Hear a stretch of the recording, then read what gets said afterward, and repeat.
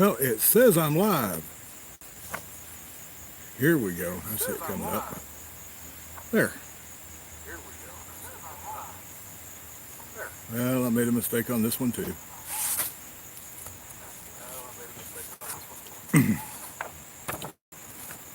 My laptop speaker is on and I don't know how to turn it off. Okay. Show starts at let's see, about a minute from now. For those early folks, welcome. Glad to see all of you. Let's see, we got my Georgia neighbors in here. Hey, June. Ron made it. Prepsteader Bob made it. Who else is in here? Ah, Mary Grace has made it. Oh. Give the YouTube servers time to send out a few notifications.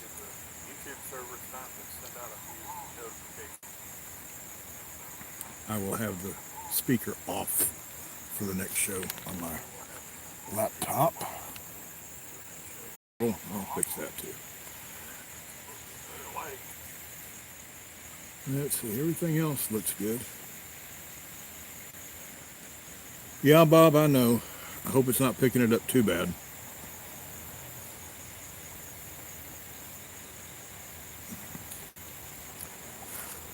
And now we've got buffering. I don't know if the audio is making it through or not. Had a good, really good signal. Good Wi-Fi out here. And I don't know why I don't now.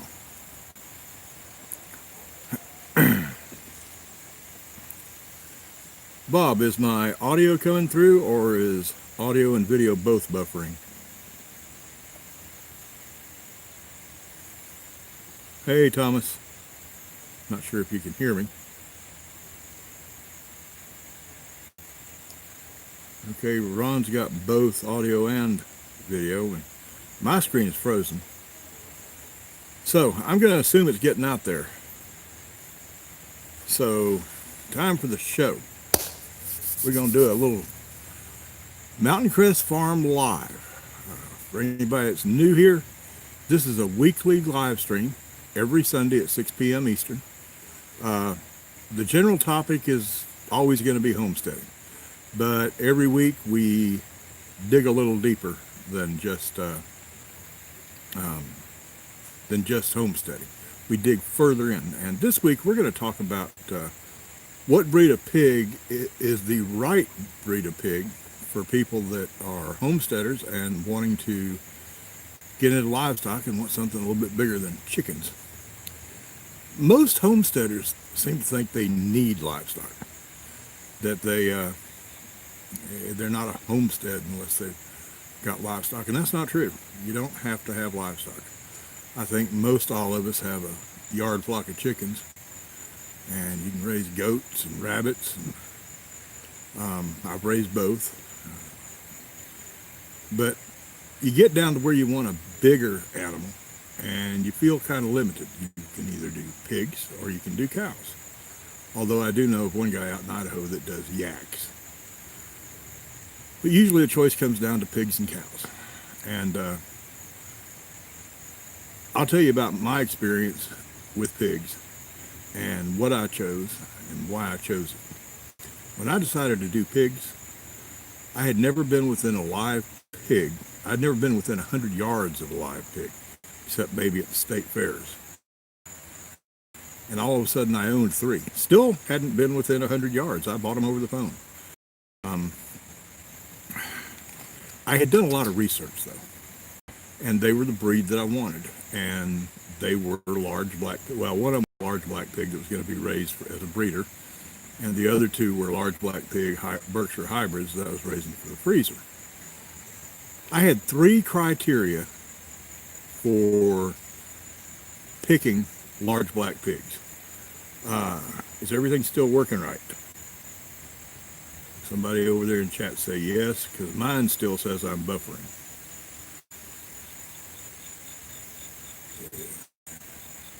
Nobody, okay, still streaming, good. I had 3 criteria for pigs. first criteria, pigs can hurt you. They're big, they're strong, some breeds are mean, some breeds aren't, but pigs can hurt you, and they can hurt you really bad and really fast. So being a beginner and never having even been within 100 yards of a living pig, I was looking at disposition. I wanted a pig that was friendly, because some breeds are friendly and some breeds are flat out mean. So when I started doing my research, I was looking for pigs with a good disposition, a breed that breed-wide had a good disposition. My second criteria was sort of an accidental criteria. It didn't start out as being a criteria, but when I started looking into disposition, I got to looking into a lot of the old, not these new hybrids that they raise in commercial pig farms, but the old heritage breeds. And I found that besides having a really good disposition, the large black pig, or some people call them large black hogs, were also critically endangered. And I figured, well, if it's a friendly pig and I can help the breed by breeding more, I'll use that as a criteria. And the other accidental criteria, the last thing I was looking at really was meat quality. I figured pork was pork. I was a beginner. Frankly, the only thing I knew about pork was what you get at the grocery store. And I found out I had a lot to learn about that. But pork quality was a criteria because of things I had read in my research about large blacks, but it wasn't a huge criteria. Let's work backwards through those three criteria, what makes the large black pig the perfect homestead pig. Give you a little bit of history on large black pigs. The best pork in the world comes from Japan, and it's called Kurobuta, Kurobuta. It is the Kobe beef of pork. The Berkshire Breeders Association here in the United States has wrongly appropriated the Kurobuta title. They say they are the Kurobuta of beef, of pig, pork. They aren't. That's pure marketing. It's dishonest, but it's legal. Just like when you go to buy beef at the store. You look at the beef and they always have one special section that says CAB, C-A-B, certified Angus beef. It doesn't have to be Angus to be cab beef. All it has to have is a black skin, and there's other breeds that are black. Angus is the main one, and the Angus breeders have said, well, we are certified Angus beef, and forget the fact there's other breeds in there. They don't tell you that. And the Berkshire Breeders Association has done the same thing with Kurobuta. They are the Kurobuta of pork. Fact is, that's wrong.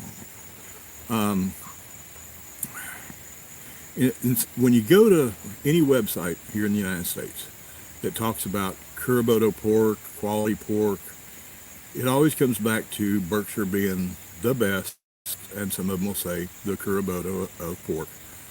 But don't go to a website that ends in .com. Go to a website, you'll have to look, but find an English language website that ends in .jp instead of .com. That means it's out of Japan.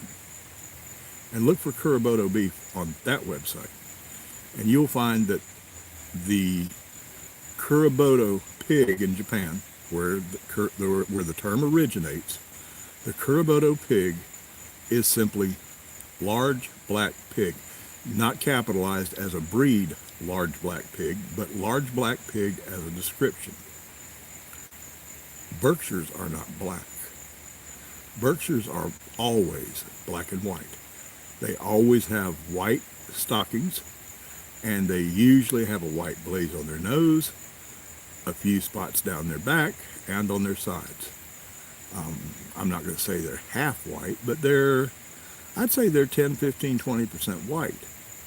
And the Japanese specifically say a large black pig is their Kurobuta pig. That is what we know as the breed as capitalized large black pig, the breed name. So just like certified Angus beef claims to be the best there is when they lie to you, and it's not, doesn't have to be Angus, Curaboto does not belong to the Berkshire people, except in marketing.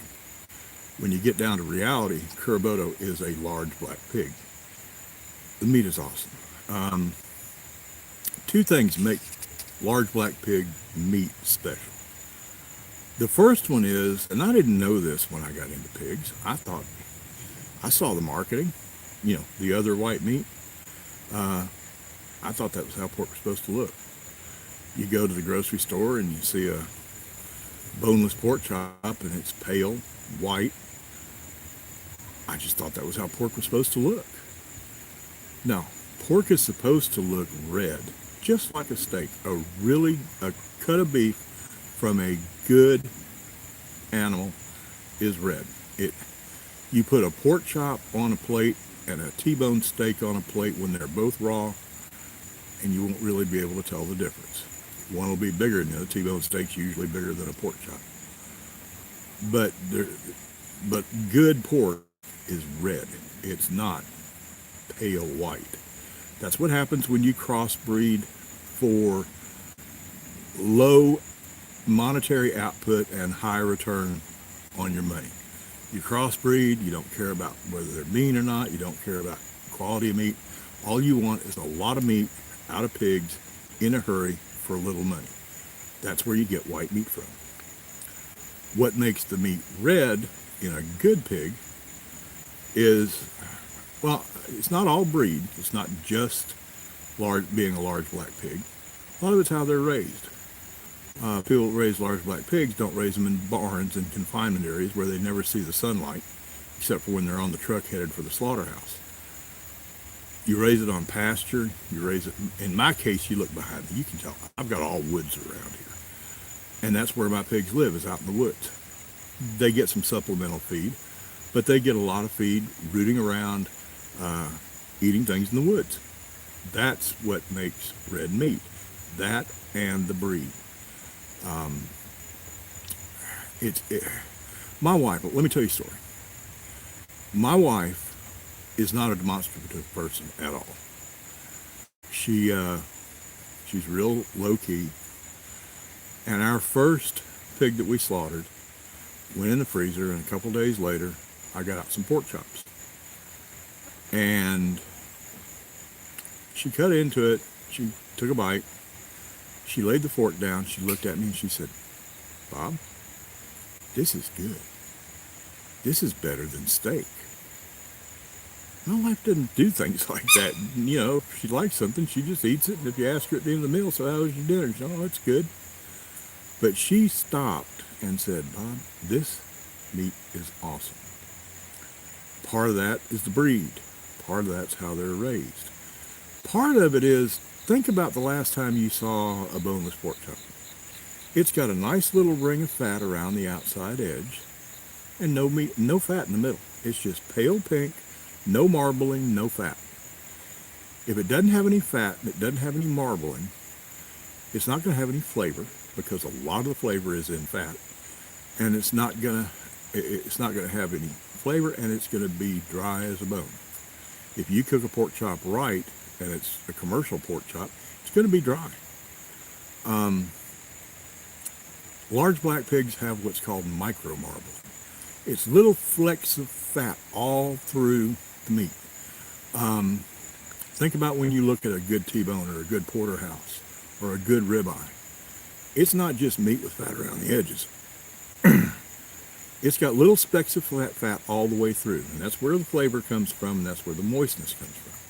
And that's how large black pigs' meat is. Without serving y'all, I can't do it to everybody, without serving y'all meat over YouTube, I really can't describe it other than it's like pork you've never had before. So my third criteria, meat quality, wound up being spot on. We wound up raising pigs that the meat quality is absolutely awesome. The second criteria that was also an accidental criteria, remember, my primary criteria was disposition. But the second criteria was the fact that large black hogs, large black pigs, are critically endangered. Um, I've been raising them for, I think, 5, 6 years now. And when I started raising them, they were critically endangered. For a brief time, they came out of the critically endangered area and became just endangered. And now they're back critically endangered again. That's according to the Livestock Conservancy, that looks at heritage breeds of livestock and what kind of shape they're in, how many breeders there are, how many animals are being produced. Everything from chickens to cows to pigs to goats. And if you look up the large black hog or large black pig at the Livestock Conservancy, you'll find that they are, I believe they are putting them back on the critically endangered list. I'm not sure if that's official yet or not. And I just found something else going to have to change, and that's light. Sun's right there, and I'm going to have to do something about the lighting out here next week. This show's going to improve little by little. After about 6 or 8 shows, it might actually be good. Oh yeah, you're right, Bob. Bacon. When I talked about currency last week, Bob corrected me. I said the only currency in the world was time and money, and he said no. I think it was him that put in there. I think it was Bob that put in there that the third currency was bacon. Lost my spot. Okay, it's an endangered breed. The breed was extremely popular in the early 1900s, 1910, 20, 30. Large black pigs were popular. There were a lot of them. They're a cross between, there are basically two kinds of pigs. You've got meat pigs and you've got lard pigs. Meat pigs tend to be lean and lard pigs tend to be fat. Large black pigs are a nice combination of the two. They're not super lean like meat pigs would be commercial pigs. That's what you see in the grocery store.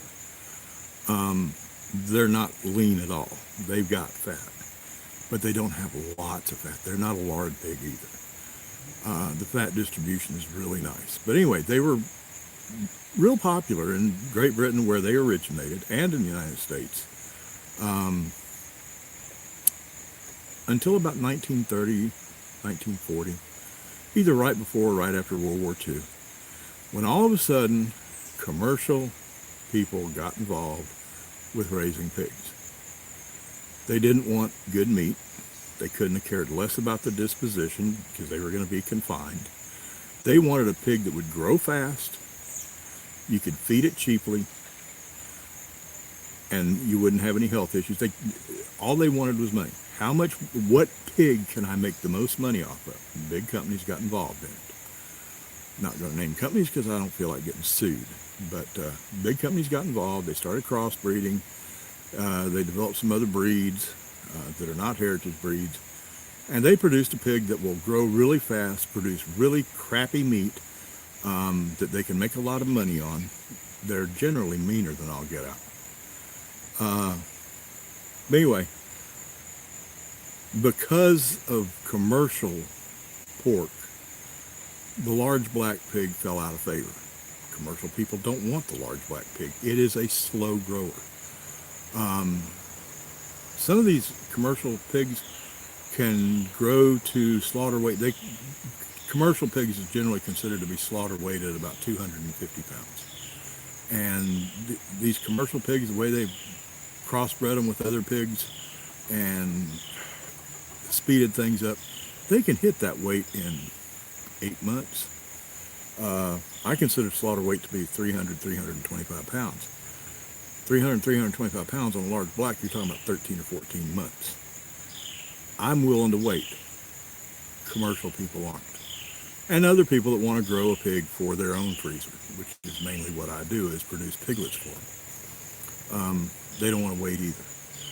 So anyway, that second criteria, I wanted to help preserve the breed. Main criteria, the very first criteria that I had was I was a beginner, like I said earlier. I owned 3 little piglets before I had ever been within 100 yards of a living pig except at a state fair. I knew pigs could be dangerous. I knew pigs could hurt you. They're just one big chunk of muscle, okay? Pigs are ungodly strong. And I knew they could hurt you. And I didn't want to get hurt. And I had at that time, my stepdaughter was 13 years old. I didn't want her hurt. She was going to help. I didn't want my wife hurt. I didn't want anybody hurt. So I was looking for disposition. And large blacks have an awesome disposition. I wish I could have a large black here in my lap. Not really in my lap. I wish I could have a large black right here on a live, but I can't do it on a live stream from where my pigs are. I will be doing a recorded video this next week that will give y'all a look at my herd, which and you'll see what kind of disposition they have. Now, I'm not saying accidents can't happen.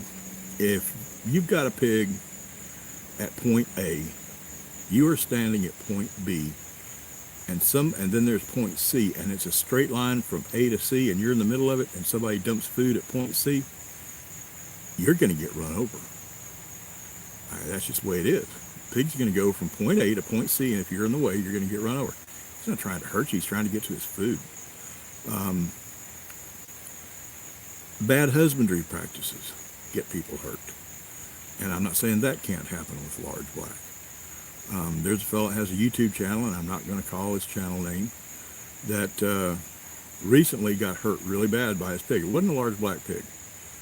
Got really hurt by his pig. And part of it was the breed, and part of it was bad husbandry practices. He had a boar in one pen. He turned 3 boars out, and why anybody would have 4 boars on a small farm, I don't know. One boar can service a lot of sows. But he had 3 boars that he turned out in another pen, and they were running the fence line back and forth, trying to get to each other.